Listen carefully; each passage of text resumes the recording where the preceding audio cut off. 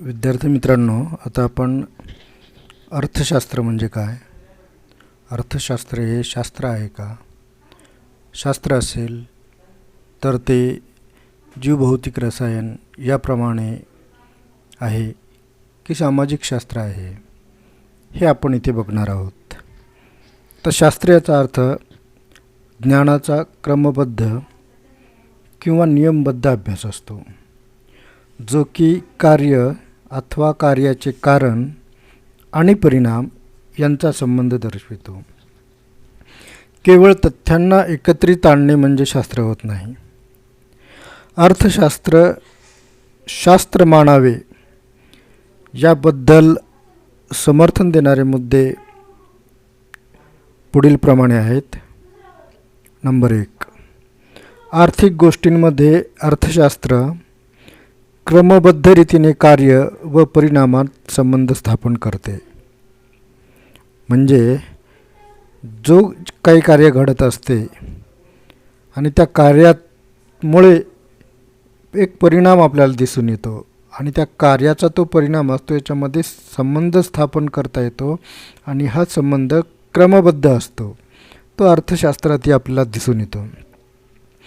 भौतिकशास्त्राप्रमाणे अर्थशास्त्राजवळ आर्थिक नियमांचा प्रभाव मोजण्यासाठी मापन साधन आहे आणि ते पैसा या स्वरूपात आहे.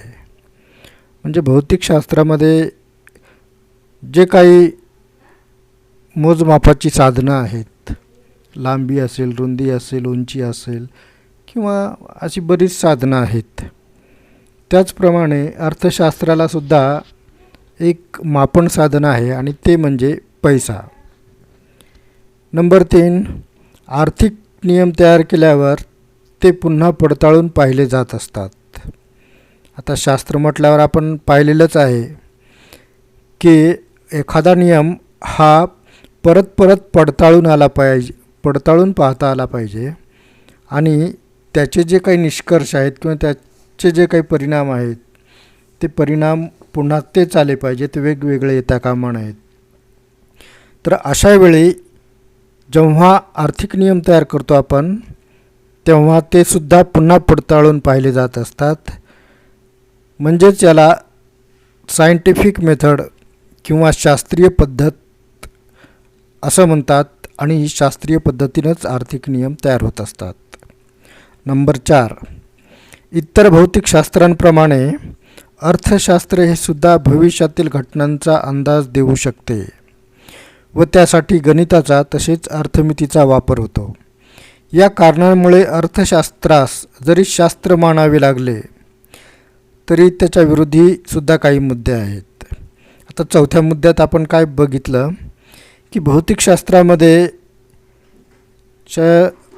शास्त्रांप्रमाणे अर्थशास्त्र हे सुद्धा काय करू शकतं, भविष्याच्या घटनांचा वेध घेऊ शकतं, अंदाज देऊ शकतं, निष्कर्ष काढू शकतं, परिणाम काय होईल हे सांगू शकतं आणि त्यासाठी गणिताचा म्हणजे सांख्यिकीचा आणि अर्थमितीचा वापर केला जातो आणि म्हणून अर्थशास्त्र हे शास्त्र आहे.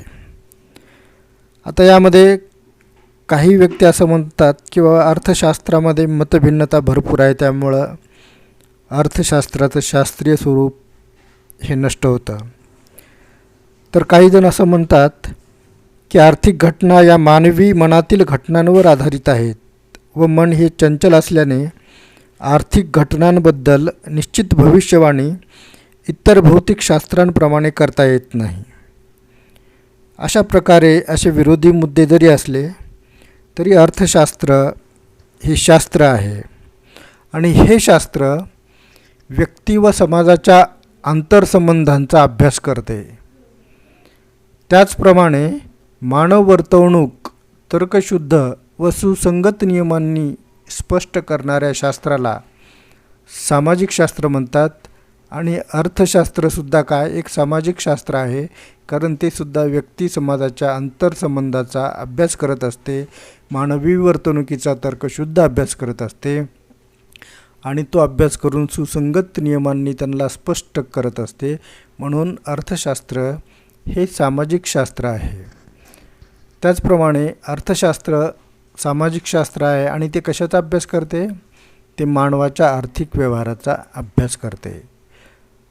यावरून तुम्हाला लक्षात आलं असेल की अर्थशास्त्र हे सुद्धा एक शास्त्र आहे, हे सुद्धा एक विज्ञान आहे आणि त्याचप्रमाणे हे भौतिक, जीवरसायन या मूलभूत शास्त्रांप्रमाणे जरी ॲक्युरेट नसलं तरी, कारण यामध्ये फरक काय आहे, ज्या भौतिक बाबी आहेत ह्या भौतिक बाबी न बदलणाऱ्या आहेत, त्यांचं मापन ॲक्युरेट करू शकतो, त्यांचे नियम हे अधिक काटेकोर असतात. परंतु अर्थशास्त्र किंवा कोणतेही समाजशास्त्र हे मानवाशी आणि समाजाशी संबंधित असल्यामुळे मानवाचं वर्तन हे केव्हा बदलेल सांगता येत नाही. व्यक्ती तितक्या प्रकृती आपल्याला माहीतच आहे. त्याचप्रमाणे समाजसुद्धा वेगवेगळे असतात. स्थळ, काळ, वेळ यानुसार समाजसुद्धा एकतर बदलणारा असतोच, एवढंच नव्हे तर त्याच्या चालीरीती, परंपरासुद्धा वेगवेगळ्या असतात, त्याच्या भोवतीची परिस्थितीसुद्धा वेगळी असते. आणि अशा या व्यक्ती व समाजाचा व त्यांच्यात घडणाऱ्या आंतरसंबंधाचा अभ्यास करणं हे तितकं काटेकोर करणं अशक्यच आहे. तरी परंतु समाजशास्त्र हे या सर्व अडचणींचा विचार करून, ह्या सर्व अडचणींना बाजूला सारून एक सर्वसाधारण नियम तयार करण्याचा प्रयत्न करते. आणि त्यामुळं समाजशास्त्रसुद्धा एक शास्त्र आहे, कारण ते सुद्धा सामाजिक नियम तयार करत असताना विज्ञानाची पद्धत वापरत असते, तर्काची पद्धत वापरत असते, बुद्धिवादाचा स्वीकार करत असते. म्हणून सामाजिक शास्त्र ही शास्त्र तर आहेतच, परंतु अर्थशास्त्रसुद्धा हे एक शास्त्र असून ते सामाजिक शास्त्र आहे.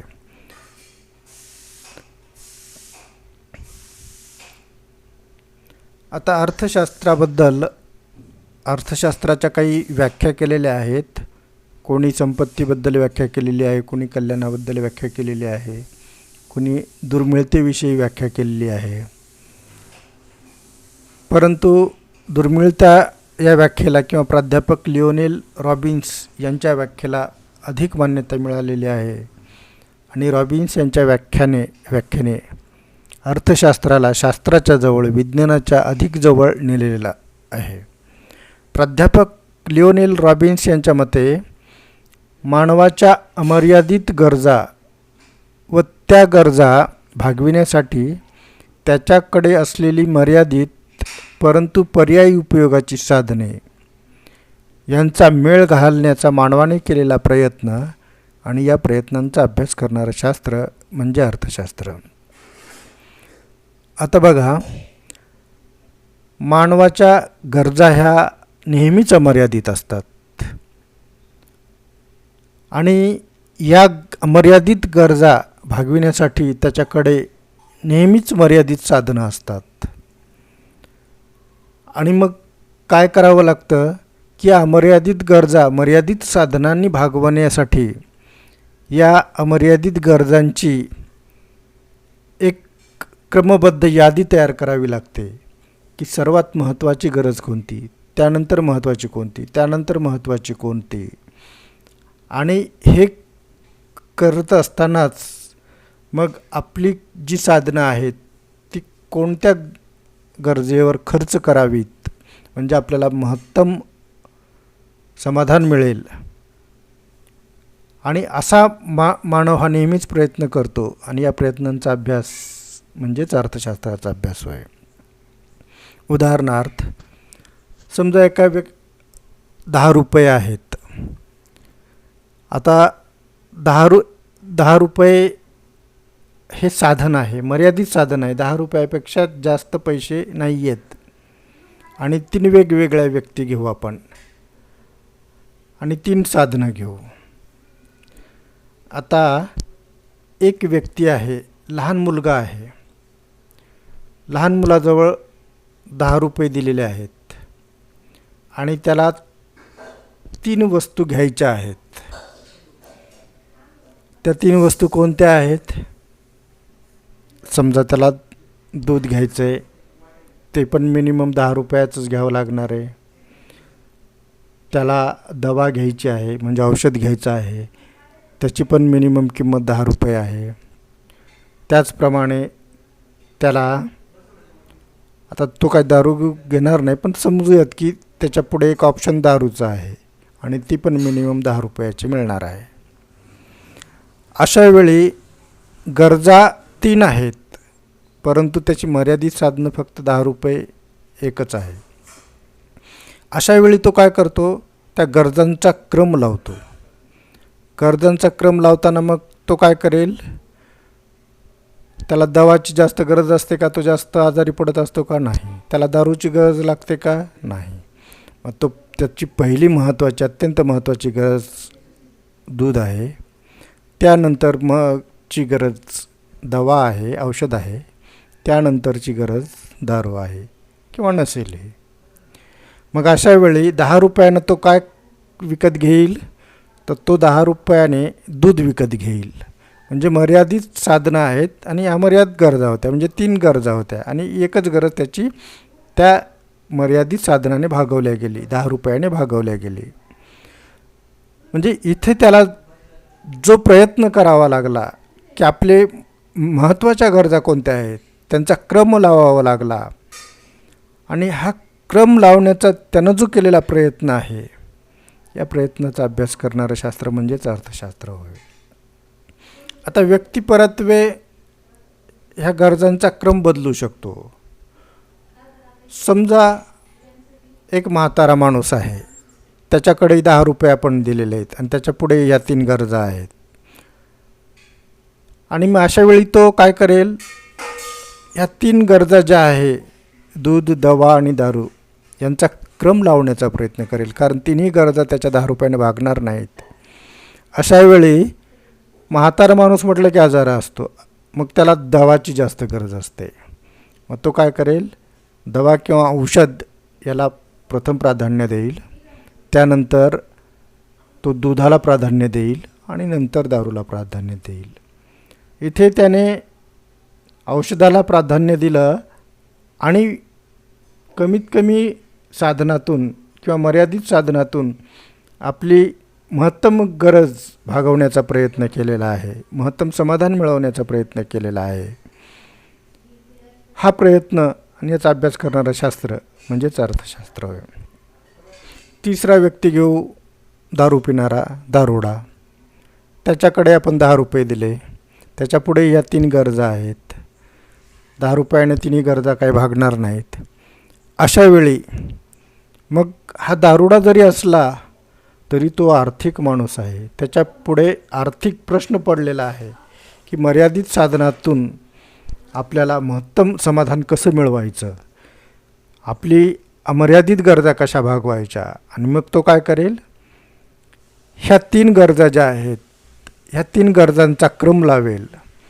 आणि पहिली गरज त्याला महत्त्वाची कोणती वाटेल, दूध वाटेल का, अजिबात नाही. त्याला महत्त्वाची गरज वाटेल दारू. त्याच्यानंतर त्याला पुढची गरज काय वाटेल, दारू पिल्यानंतर भूक वगैरे लागेल म्हणून दुधाला कदाचित प्राधान्य देईल आणि नंतर मग औषधाला प्राधान्य देईल.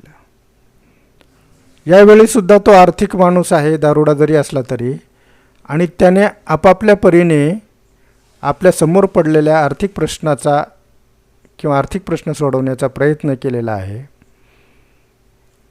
ह्या ज्या अमर्यादित गरजा आहेत आणि मर्यादित साधनं आहेत यांचा मेळ घालण्याचा प्रयत्न हा प्रत्येक आर्थिक माणूस करत असतो, प्रत्येक मानव करत असतो.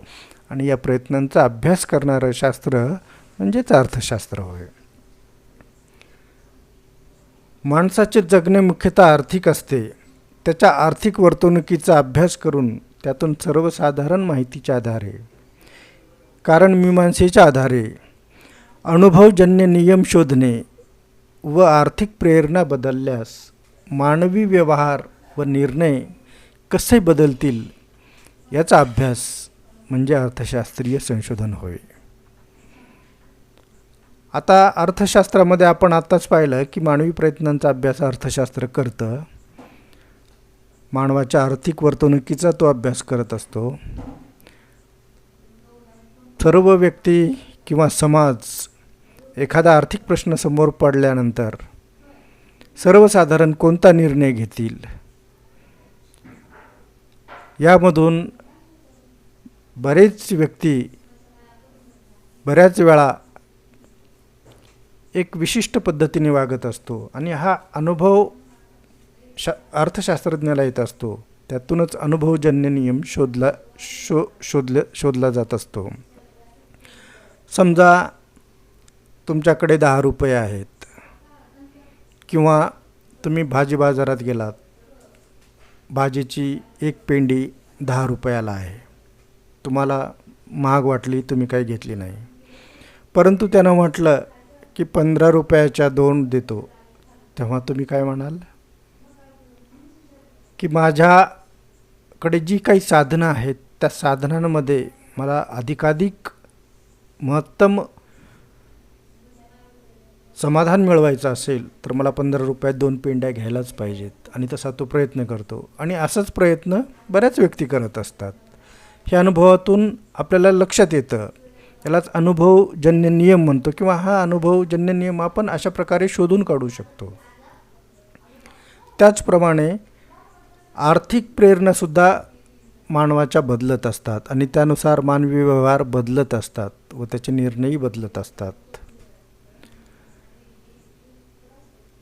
ज्या ठिकाणी पाण्याची मुबलकता आहे तिथे माणूस पाण्याला कमी मूल्य देईल, परंतु जर तो एखाद्या वाळवंटात सापडला तर तिथे मात्र त्या पाण्याला फार मूल्य त्याच्या दृष्टीनं असतं. म्हणजे स्थळ बदललं त्याप्रमाणे आर्थिक प्रेरणा बदलल्या, मानवी व्यवहार बदलला आणि त्याचे निर्णय बदलले. अशा प्रकारे या सर्वांचा अभ्यास म्हणजेच अर्थशास्त्राचा अभ्यास किंवा अर्थशास्त्रीय संशोधन होय. तर आपण हे लेक्चर इथेच थांबूया. धन्यवाद.